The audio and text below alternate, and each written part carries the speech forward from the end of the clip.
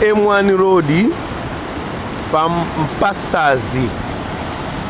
Side ya huku, you are coming from Chatoloma. And this side immediately, you are going towards Nkamenya. Bridge, yaduka, ulibe, kudusa magari moto.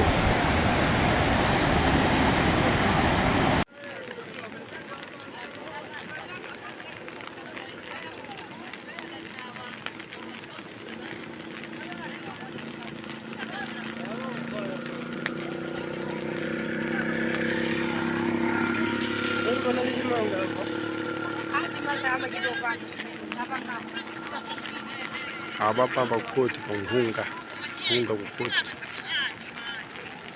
aza vuta andute ali manyumba kwende kusogolo kwangu kama mwe ndi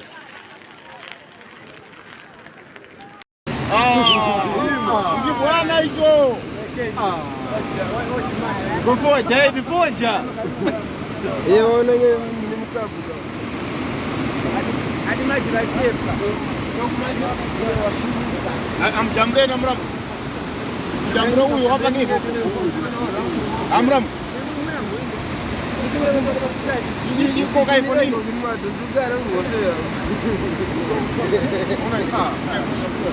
oh